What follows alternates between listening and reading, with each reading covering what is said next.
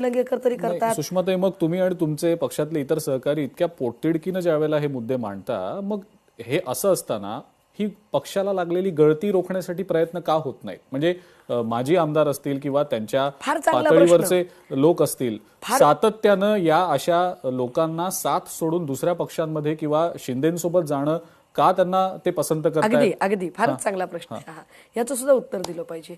होतं काय माहितीये का की मी इतके पोटतिडकीने प्रश्न मांडते आणि मग हे सगळे प्रश्न असताना हे लोक का सोडून जात आहेत? तर अडचण काय असते ना दादा, सगळेच संघर्षाचा मार्ग स्वीकारतील असं नाही. Politics is all about patience. मला वाटतंय की मी संघर्ष केला पाहिजे आणि हे प्रश्न महत्वाचे आहेत, यावर लढलं पाहिजे. ड्रग्ज सारखा मुद्दा, ज्या ड्रग्जमुळे आज जी ही महानगरं आहेत, पुणे असेल, मुंबई असेल, इथली तरुणाई की आम्ही आमच्या पोरांना चांगल्या कॉलेजमध्ये पाठवायचं म्हणतोय, पण कॉलेजच्या गेटवर जर ड्रग्ज पेडलर असेल तर त्याचं भविष्य काय? त्यावर सुषमा अंधारे पोटतिडकीनं लढते, रोज मुद्दे मांडते. पण हे प्रश्न सगळ्यांनाच महत्वाचे वाटतील असं नाही.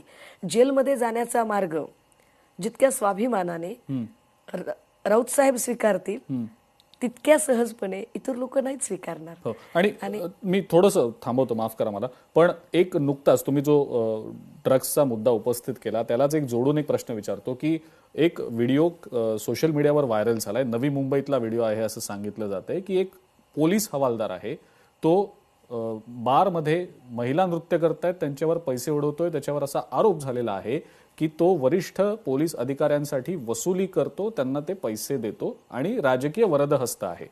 राजकीय नेते कदाचित इन्व्हॉल्ड असतील, पक्ष इन्व्हॉल्ड असतील, माहीत नाही अजून, त्याच्यातला सत्य परिस्थितीचा जो काही भाग आहे तो समोर येईल. पण मग या अशा सिच्युएशनमध्ये, अशा परिस्थितीमध्ये तुम्ही जे आरोप सातत्यानं करता, ड्रग्ज संदर्भातला जो तुम्ही आरोप केलात, या अशा परिस्थितीकडे बघून नेमकं काय वाटतं? मी तेच म्हणते की हे सगळे प्रश्न जेव्हा मी सातत्याने मांडतो आणि तरी गळकी का असते असं जेव्हा तुम्ही विचारता, तेव्हा त्याचं उत्तर असं असतं की संघर्षाचा मार्ग सगळ्यांनाच परवडेल किंवा सगळ्यांना सुखावेल असं नाही. काही लोकांना झटपट सगळं लवकरात लवकर हवं आहे, त्यांना ते पेशन्स ठेवायचे नाहीयेत किंवा तो संघर्ष बघायचा नाहीये, त्यांना लगेच सत्तेचा राजमार्ग खुणावत आहे. वर्षानुवर्ष काम करणारे लोक सुद्धा सोडून गेले. नाही, अर्थात तो सत्तेचा राजमार्ग त्यांना खुणावतोय, याच्यात काही गैर नाही. कारण राजकारणात लोक, राजकारण म्हणजेच सत्ता मिळवण्यासाठी केले गेलेले प्रयत्न, त्याने ते जावं. पण वर्षानुवर्ष काम करणारे लोक जात आहेत, ते का जात आहेत असं जेव्हा तुम्हाला वाटतं ना, तर ज्याने माया कमावली आणि ज्याला ती वाचवायची आहे तो जातोय. पण जो इथला हार्डकोर शिवसैनिक आहे, जो बिचारा वर्षानुवर्ष, म्हणजे आता माझ्यासोबत आलेले माझे बंधुराजे आहेत, ते माझ्या खूप आधीपासून 28 वर्षांपासून शिवसेनेत आहेत. काही पदराच्या गाठीला फार काही त्यांनी ठेवलं नाही, त्यांना जावंसं वाटत नाही, त्यांचं शिवसेना या 4 अक्षरांवर आजही तितकंच प्रेम आहे. पण ज्यांनी वेगवेगळ्या पद्धतीने माया कमावली त्यांना मात्र ती माया वाचवाविषयी वाटते, तर त्यांचं जाणं फार स्वाभाविक आहे.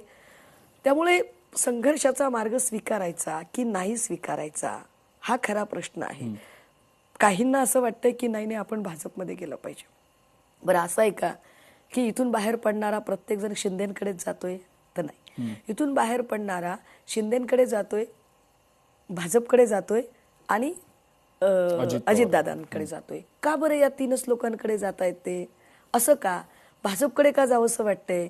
जर एवढा विचारधारेचा विषय असेल तर मग त्यांनी शिंदेकडेच गेलं पाहिजे ना. बरोबर. का जात आहेत ते अजितदादांकडे? तर याचा अर्थ भाजपा फार लोकाभिमुख राजकारण करते, भाजपा फार सत्शील आहे म्हणून जात आहेत का? नाही, असं नाही. त्यांना हे कळून चुकलंय की काहीही तिकडमबाजी करून, तत्व विचारधारा सगळं वेशीला टांगून, काय देणं घेणं नाही, सगळ्या स्वायत्त संस्था मोडीत काढून, अगदी प्रसंगी मुडदे पाडून, पक्ष तर फोडायचे, पण कुटुंब फोडून, नातेसंबंध तोडून. म्हणजे बघा तुम्ही की विनोद घोसाळकरांच्या सुनेला आता भाजपाने उमेदवारी दिली.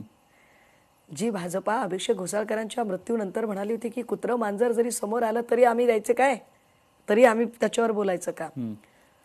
काय गलिच्छपणा आहे हा.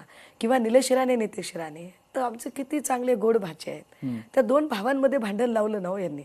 तर हे एवढं सगळं करून सुद्धा भाजप सोबत लोक जातात कारण त्यांना वाटतं की भाजप आम्हाला जिंकून देते, सगळ्या प्रकारच्या बैमान्या लांड्याला बड्या करते, पण भाजप जिंकून देते. नाही, पण मग तरी पण सुषमा, ते भाजपकडनं किंवा इतर सत्ताधारी पक्षांकडनं असा आरोप का होतो की ही लढाई जी तुमच्या पक्षाकडनं आणि मनसेकडनं लढली जाते, बहुतांश महानगरपालिकांमध्ये तुम्ही एकत्र लढताय, ही अस्तित्वाची लढाई आहे असं का म्हटलं जातं? राजकीय अस्तित्वाची लढाई आहे